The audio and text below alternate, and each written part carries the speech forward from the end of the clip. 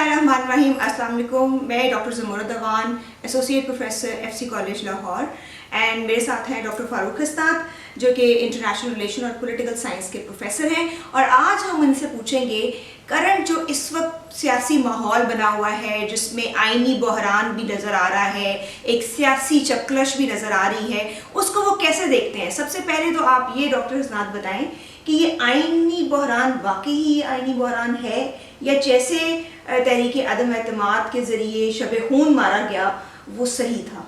देखिए, इसके बहुत से पहलू हैं।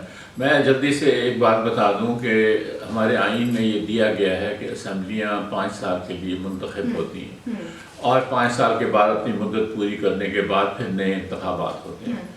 यहाँ पे ये हुआ कि अभी 3.5 साल हुए थे, तकरीबन 3.25 साल, कि इमरान खान की हुकूमत को एक साजिश के तहत उनके अपने मेंबरान को ख़रीद के खुल्लम खुल्ला सारी दुनिया के सामने, और फिर हमें ये भी पता चला कि इसके पीछे अमेरिका का भी इंटरेस्ट था, वो भी इनको इनकरेज कर रहे थे।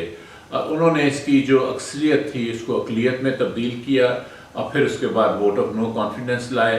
और नो वोट ऑफ कॉन्फिडेंस जब लाए तो तहरीक इंसाफ के लोगों ने पॉइंट आउट किया उनके डिप्टी स्पीकर को कि ये एक साजिश के तहत ये सारी चीज़ हो रही है, तो इसलिए ये वोट ऑफ नो कॉन्फिडेंस जो है इसको नल एंड वॉइड करार देते। तो साजिश का जो बयानिया है, जो इमरान खान ने एक बयानिया बनाया है और अवाम भी मोबिलाइज हो गई है, आपको ये लगता है कि ये साजिश का सिर्फ बयानिया है या हकीकत पे मुबनी है?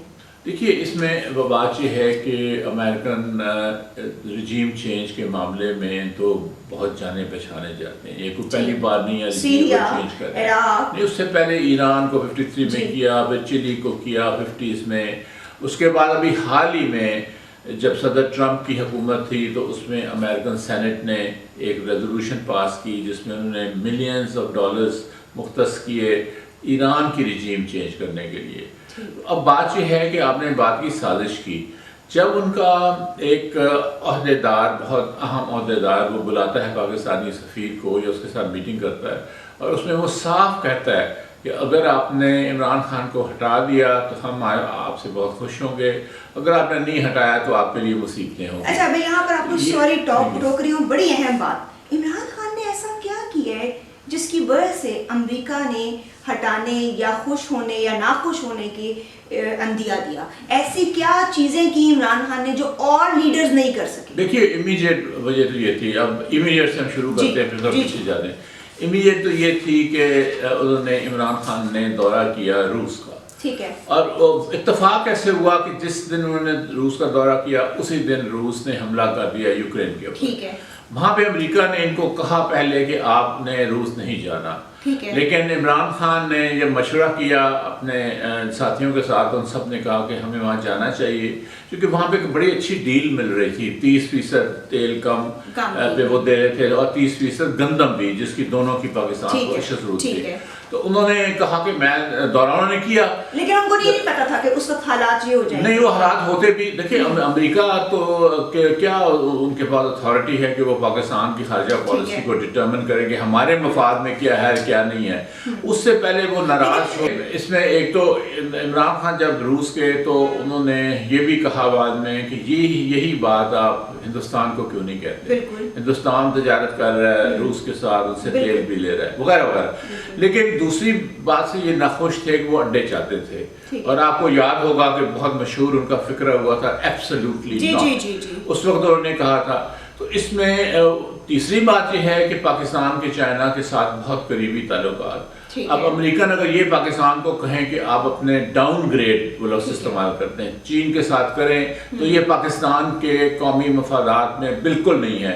ये कोई नई बात तो नहीं है चीन के साथ ताल्लुकात 1950 से चले आ रहे हैं और मजबूत तर, और एक ही वो हमारा वो साथी है, एलाय है हमारा और हमारा दोस्त है, और जो जिसने बहुत हमारी मदद भी की। और उसके बाद उनको और जो पाकिस्तान की आज़ाद खारजा पॉलिसी थी उस पर एतराज़ थे, जिसमें पैलेस्टाइन की कॉज के ऊपर, फ़लस्तीन के ऊपर, इस्लामोफोबिया के ऊपर वो करते रहे, यूरोप को चैलेंज करते रहे, कश्मीर के ऊपर, मुसलमानों की इंडिया में सपोर्ट, वो इंडिया कश्मीर के ऊपर। तो वो चाह रहे थे कि हम अड्डे भी, ये जो पहले मैंने कहा। तो आपको लगता है कि PMLN اور پیپلز پارٹی اپنے اپنے دور میں ایسا آؤٹ رائٹ جو سٹینڈ ہے وہ نہیں لے سکی ہے, اور جس کی وجہ سے ویسٹ جو ہے, امریکہ جو ہے وہ خلاف ہو جاتا ہے. دیکھیے وہ ایک تو بڑی جو بات ظاہر ہے وہ یہ ہے کہ جب یہ ڈرون اٹیک کرتے رہے, جو 400 ڈرون اٹیک کیے, تو انہوں نے ان کو کہا, یہ ایک وکی لیکس میں بھی آیا, ان کے ریکارڈ میں بھی ہے, انہوں نے کہا یہ ہم اوپر سے کہیں گے لیکن آپ جو مرضی یہ کرتے رہے. دوسری بات ہے کہ یہ بیسیکلی کرپٹ لوگ ہیں, اور ان کے وہ صحیح کہتے ہیں جو پی ٹی آئی والے کہ ان کے اربوں روپے باہر کے بینکوں میں پڑے ہوئے ہیں, جائیدادیں ان کی ہیں, یہ افورڈ ہی نہیں کر سکتے ویسٹ کو ناراض کرنا, چونکہ وہ ناراض کریں گے تو وہ ان کا فریز بھی کر سکتے ہیں کہ ایسے جس طرح انہوں نے روسیوں کے اور اس سے پہلے ایرانیوں کے اور دوسرے ملکوں کے کیے تھے.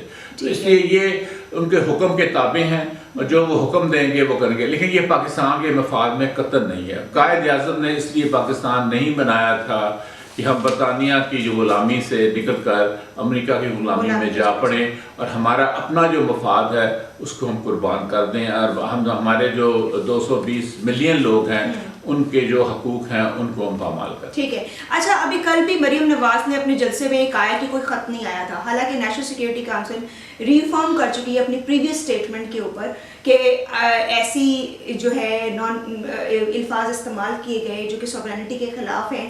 تو کیا آپ کو یہ لگتا ہے کہ ان کو پتہ ہے in their hearts and hearts کہ ایسا ہے, but they are not accepting it in front of people, لوگوں کے سامنے ایکسیپٹ نہیں کر رہے ہیں؟ دیکھیے بات یہ ہے کہ وہ کہا یہی گیا تھا نا کہ اگر آپ نے ہٹا دیا تو پھر ٹھیک ہے, اگر نہیں ہٹا دیا وہ اس سے بھی ہم آگے چلتے ہیں.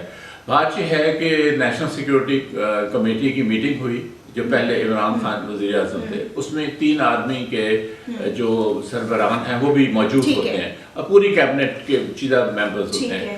انہوں نے کہا کہ ہاں مداخلت ہوئی ہے, بہت سخت لفظ استعمال کیے گئے ہیں, تھریٹس دیے گئے ہیں پاکستان کو, انہوں نے مانا. انہوں نے آ کے ان کی حکومت نے پھر سے میٹنگ وہی کرائی نیشنل سیکیورٹی کمیٹی کی, اور ان کا خیال تھا کہ ہم جو اس دفعہ انہوں نے سفیر کو بھی بلایا جس کو یہ مراسلہ دیا کرتا. ان کا خیال تھا کہ سفیر کی باتوں کو توڑ موڑ کے ہم اس کو مائل کریں گے ساری چیز کو. وہ ہو نہیں سکا کیونکہ اس جو پریس ریلیز تھی اس میں کہا گیا کہ ہم انڈورس کرتے ہیں جو پچھلی میٹنگ میں کہا گیا. اب بات یہ ہے وہ تو کہا گیا نا, تو پاکستان نے پروٹیسٹ کس لیے کیا, خط ہی نہیں تھا تو ہم نے پروٹیسٹ کیوں کیا. تو مریم صفدر اگر یہ بات کرتی ہیں تو میرا خیال ہے کہ یہ بہت افسوس کی بات ہے کہ وہ اپنے آپ کو ایک لیڈر سمجھتی ہیں یا اپنے باپ کی وجہ سے, اور ان کا یہ ذہنی جو کیفیت ہے. لیکن آپ کو نہیں یہ لگتا کہ مریم اورنگزیب ہوں, وزیر اطلاع بڑی امپورٹنٹ منسٹری ہے ان کے پاس, یا مریم صفدر جو کہ ایک پارٹی کی لیڈر ہیں, ہیڈ ہیں, تو آپ کو نہیں لگتا کہ ان کو اس وقت اپنی حکومت کی حکمت عملی اپنے جلسوں میں بیان کرنی چاہیے کہ ہمارے یہ مسائل ہیں, ہم ان کو ایسے سالو کرنے کے حکمت عملی چاہتے ہیں یا رکھتے ہیں, یا ہم یہ کریں گے. لیکن وہ ساری کی ساری عمران خان کی بیشنگ کے اوپر شروع ہوتی ہے, اسی بیشنگ پہ ختم ہو جاتی ہے. یہ بیشنگ بھی دیکھیے نا بالکل بے تکے اس کے ساتھ ہو رہی ہے. کہ کل جس طرح انہوں نے جلسے میں کہا کہ عمران خان کہتا ہے کہ میں بوٹ پالش میرا باپ کرتا, میرے چچا کرتا ہے, عمران خان کہتا ہے وہ چیری بلاسم ہے. یعنی کوئی اس طرح بہت بندہ, اور وہ آج وہ کہہ رہے ہیں جلسے میں شانگلہ میں کہ میں اگر کپڑے بھی مجھے بیچنے پڑے تو میں بیچ دوں گا مسائل حل کرنے میں. تو وہ کپڑے نہ بیچیں, وہ جو وہاں پر انہوں نے اپنی بنائے ہوئے ہیں جاگیریں جو بنائی ہوئی ہیں ملک سے باہر, وہی بیچ دیں تو میرا خیال ہے پاکستان کی اکانومی بہت حد تک بہتر ہو جائے گی. اچھا میں آخری بات, اوور آل اکانومی کے اوپر بڑے یہ کہہ رہے ہیں کہ پاکستان کو خراب کر دیا عمران خان نے 4 اپنے سالوں کے اندر, لیکن اکانومی کی فگرز تو کچھ اور کہہ رہی ہیں. جب 2018 میں کرنٹ اکاؤنٹ ڈیفیسٹ تھا وہ $20 بلین تھا, اور اب جب کہ گورنمنٹ گئی ہے تو $0.5 بلین ہے. تو یہ ڈفرنس یہ اسٹیٹسٹکس کو بھی نہیں دیکھ رہے ہیں. اس کے علاوہ فارن ریزرو 2018 میں $16.4 بلین تھا, اور اب $27 بلین. ٹیکس کلیکشن 2013 سے 18 کے درمیان 3,800 بلین روپیز ہوئی ہے, اور جو کہ اب 4,700 بلین فارن ریمیٹنسز 2018 میں آئے ہیں. اس کے بعد احساس پروگرام بالکل سوشل ورک کا بھی ایک لمبی لسٹ ہے, کسان کارڈ ہے, انصاف صحت کارڈ ہے, صحت کارڈ ہے جو انہوں نے بھی کہا کہ ہم اس کو ختم نہیں کر سکتے. بالکل. تو اس کے بعد وہ جو پاکستان کو سرسبز بنانا اور موسم کے لحاظ سے گرین پاکستان کا تصور, انوائرمنٹل, پھر نوجوانوں کو جاب دینا, ان کو اہمیت دینا. دیکھیں وہ عمران خان کی حکومت کام کر رہی تھی جو انسان ہے لانگ ٹرم اور انسانوں کی چیز, جیسا صحت ہے, مطلب جیسا صحت ہے, جیسا تعلیم ہے, جیسا روزگار ہے, جس طرح ایک گرین پاکستان ہے پولوشن کم کرنے کے لیے. یہ جو ہیں یہ آپ دیکھیے یہ صاحب جو ہیں ٹوپی پہن کے یہ بھاگ کے مال روڈ کی اوپر میں دیکھ رہا ہوں. پھر وہ ان کو بھی یقین کیوں نہیں آ رہا کہ یہ چیف منسٹر پنجاب نہیں ہے, یہ وزیر اعظم پاکستان ہے. میں یہ گھبرائے ہوئے ہیں چونکہ ان کی اکثریت تو ابھی بھی دیکھیں نا, اس کے باوجود کہ انہوں نے ٹاپل کی حکومت کی اداروں کے ساتھ مل کے جو ان کے ہینڈلرز ہیں, لیکن ابھی بھی ان کی 1-2 ووٹ سے ہی ہے. جیسے ہی وہ ڈسکوالیفائی ہوں گے کچھ ممبرز تو پھر حالات ڈراسٹکلی تبدیل بھی ہو سکتے ہیں. بالکل. Thank you so much doctor Farooq Hasnat, آپ نے اتنا وقت دیا اور ہم نے اس پہ بڑی ڈیٹیل بات کی ہے جس میں ہم نے اسٹیٹسٹکس کی بھی بات کی ہے, ان اسٹیٹسٹک جس کا ذکر ہمیں نظر نہیں آتا کسی بھی پی ایم ایل این کی کرٹیسزم کی جلسے کے اندر, لیکن ہم اس پہ مزید اور گفتگو کریں گے آنے والے دنوں میں. شکریہ.